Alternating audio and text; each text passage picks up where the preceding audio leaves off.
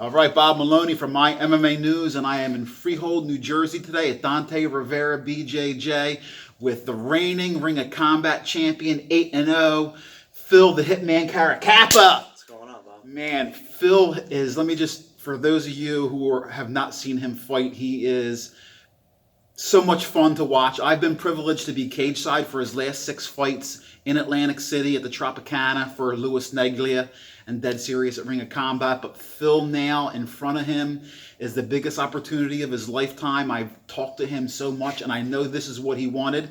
And coming up on the 13th of August?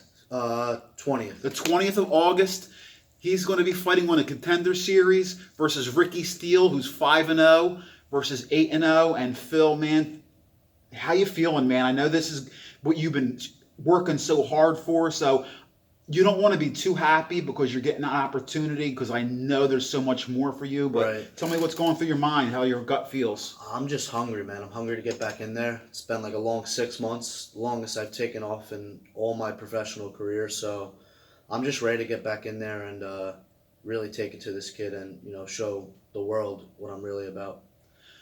Now, I know that you try to keep things as a fighter, you probably try to keep things similar all the time, but this has to be a little bit different since you're going to be traveling to Vegas. It's a whole different thing. You're not selling tickets, as I know, on any regional fighter. It's a good burden to not have to deal with. How is the camp a little different than in previous? This camp I added a lot more cardio because I know the air out there in Vegas is a little different, so I upped my cardio.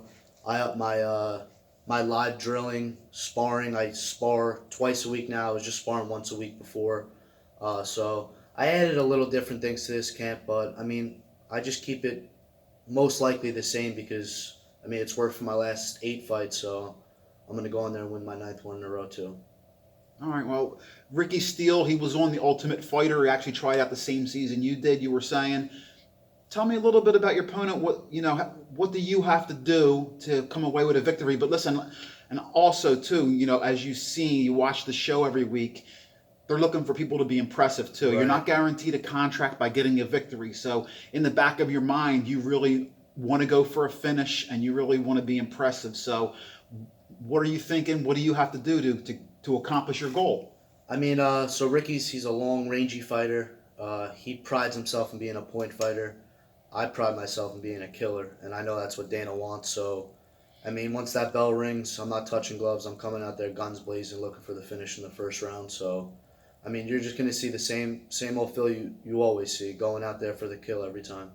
Well, one of the things I was saying earlier, how much I enjoy watching you fight, is because it's not really a skill, but one of the things that you can't measure is like determination and will. And it seems to me like your last fight, I thought it was close. I thought it was 1 round apiece, and I think that in between rounds, I don't know what Dante said to you or whatever, but you came out in that. You do? Okay, yeah. Well, you're going to tell me that because you came out I thought it was 1 round apiece.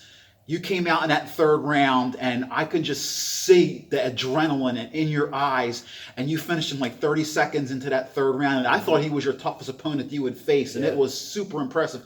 What did Dante tell you in between rounds? So, I thought I lost the first 2 rounds. So I came out there at the first round, I was like, I just don't feel right tonight. Dante's telling me, shut up. 2nd round, I come out, I'm like, this kid's tough, man. And he's just like, shut up, look across the cage, and I did, and I just seen him just gasping for air. He looked tired, and my coach was just like, "You got to go in. You got to finish this guy right now." And me personally, I hate losing more than I like winning. And I went out there 3rd round, and I was just like, "Fuck it, I got to go and kill this kid right now." And 32 seconds in, I probably had the most vicious knockout in Ring of Combat history. I think. That kid was out cold for like 3-4 minutes. That was definitely the highlight of the night, to finish off the night without a doubt.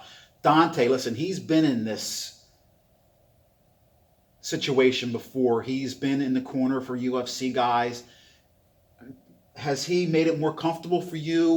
What has he told you to expect going into the biggest fight of your career? So, the last guy I fought trained under Stephen Thompson's dad, huge karate guy. Same thing with this kid, big karate guy. He's just like a 4th-degree black belt in karate. So, we're going out there the same way. Be patient, look for my shots, and then just straight up go for the kill, because these karate guys, as you can see in my last fight, if you pressure them, they break. They can't go backwards. So I'm gonna go forward this whole fight and look to send this kid's head over the cage. Beautiful. Well, I'm looking for some powerful slams from you as You're usual. gonna see everything. I know that you have taken pride because you came into the sport and you were basically a wrestler working your way up. I know that you're comfortable any place. Yeah. And like I said, I'm looking forward from the Hitman for some powerful slams, some combinations, some power and speed, a little bit of everything. Give some love or some shout outs because I know the support system you have accrued over your short career is amazing. I know you have a lot of people out there who give you love and are supporting you, and they're going to be going crazy that night. So like on top of that, I mean, I'm going to have thousands of people watching from home on ESPN. So I mean, that's going to be amazing. That lights a fire under me as it is. And then you were saying not selling tickets, but I got at least 20 people coming out to Vegas for this fight. So, and that's really driving me right there, that I'm going to be able to go into this arena and still have somewhat of a crowd, you know what I mean? So shout out to everyone that's coming out, my family that's sacrificed everything for me. Ultimately, this is for them. I'm looking to take my parents out of work, and I know I'm going to be able to do that with a vicious knockout and get that 4-fight contract. Shout out to Apex Sport, best supplement company in the world. Shout out to Thrive Spine and Sports Rehab. They keep my body 100% going into every fight. I wouldn't be where I'm at without them. And other than that, my coaches, my teammates, everyone that's helped me this far, I'm just excited to go out there on ESPN and show the world that, I'm one of the best bantamweights in the world.